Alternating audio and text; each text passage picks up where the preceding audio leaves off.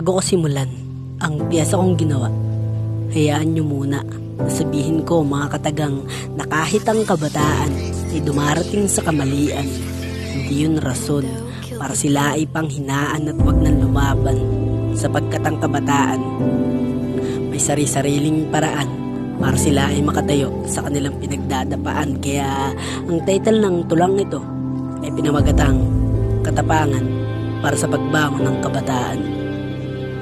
Sa mundong ating tinatapakan, marami ang katulad ni Adan, sadyang makasalanan lahat gagawin, makita lang ni sila ay tunay at maaasahan, kaya naman lahat hahamakin para kayamanan nila ay palawakin. Ngunit tayong kabataan ng magbabago ng nakasanayan, hindi natin paiiralin ng maling patakaran, sapagkat kinabukasan natin ang pinag-uusapan.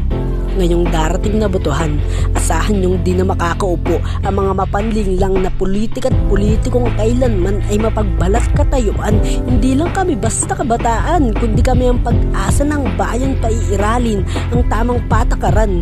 Hindi papalit lang sa maling nakasanayan, kapaligiran ay matagumpay naming aalagaan komunidad na aming iingatan.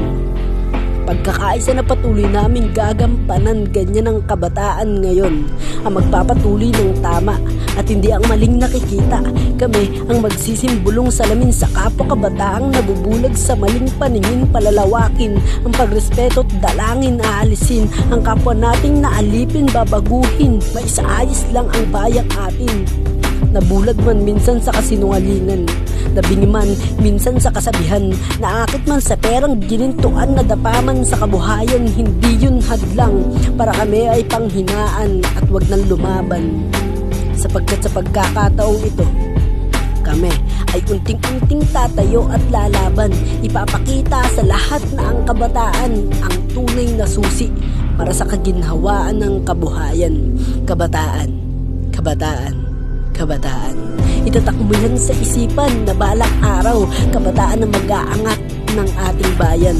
At para naman sa ekonomiya, mga mayor at mayora, mga nakaupo sa upuang maganda, maging magandang ehemplo ka naman para sa aming kabataan. Huwag mo kaming pakitaan ng maling pamamaraan dahil bilang nakaupo sa mataas na upuan, nararapat lang na pakitaan nyo kami ng magandang asal at mabuting pamamaraan. Itigil na natin ang paghihilahan pababa, pananapak ng kapwa, sapagkat ang tunay nating kailangan ay ang maghilahan pataas at magtulong-tulungan, sapagkat ang tunay na makakapagbangon ng ating bayan ang magtulungan at manalig sa kaitaas-taasan, sabayan pa natin ang pagmamahalan. Asahan mong makakatayo tayo sa ating pinagdadapaan. Halina't tayo'y magyakapan, sabay-sabay nating damhin ang kaginhawaan, ngumiti at tumawa ng walang hanggan. Kaya tara na kaibigan, ating pupuntahan ng panibagong bayan. Dun mo mararanasan ng tunay na kaginhawaan, malinis na kapaligiran, mga kapwa nagre-respetuhan, mga batang nagtatawanan, sariwang hangin at magagandang halaman, malaberdeng kabundukan ang iyong masisilayan at mararamdaman sa panibago at panimulang pagbangon ng bayang ating tinatapakan.